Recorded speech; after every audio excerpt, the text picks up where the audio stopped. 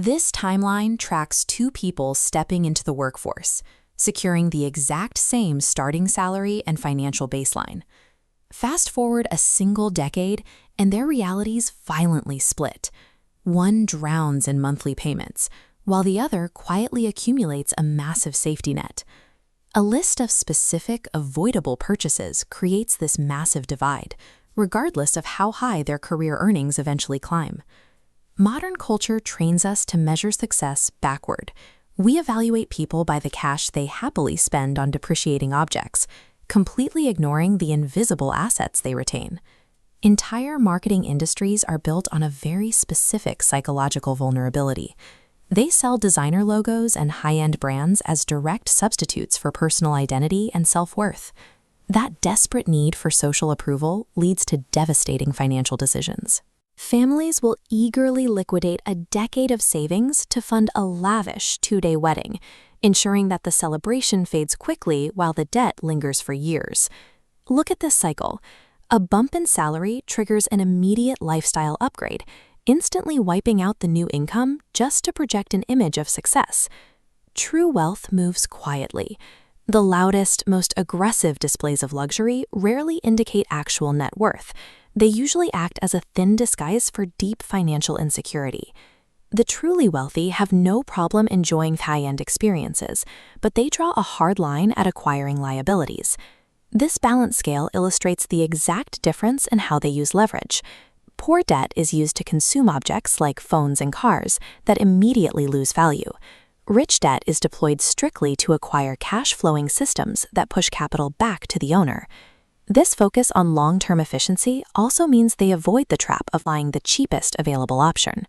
A cheap mattress destroys sleep, and cheap tools waste labor.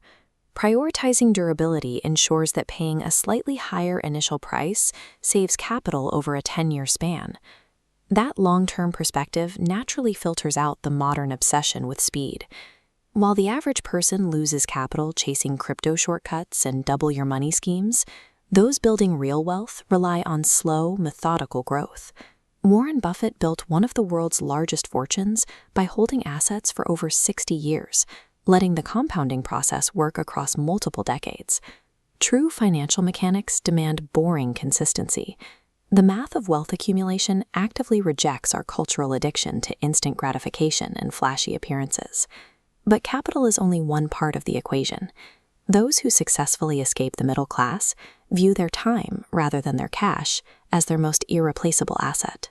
Consuming endless digital noise and junk entertainment daily actively degrades the cognitive focus required to make sound decisions. Because environment dictates mindset, successful individuals fiercely guard their social circles. They intentionally cut out risk-averse, complaining voices, knowing that chronic negativity and mediocrity are highly contagious.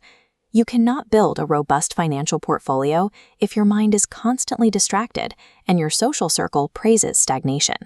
Protecting these non-financial assets is a non-negotiable prerequisite to building actual wealth. Ultimately, the divide between these two mentalities comes down to the core purpose of money. The middle class spends money to buy comfort, while the wealthy use money to buy freedom. That freedom is highly specific. It is the absolute power to direct your own schedule, travel whenever you choose, and live completely insulated from the panic of missing a paycheck. Upgrading your lifestyle with one-trend items you have to finance means you might look successful, but you are effectively living in a heavily decorated, highly expensive prison. Every single purchase you make is an active choice that either quietly builds your liberation or slowly destroys it. If you are ready to prioritize liberation over luxury, subscribe now. We are breaking down the specific habits that separate those who look rich from those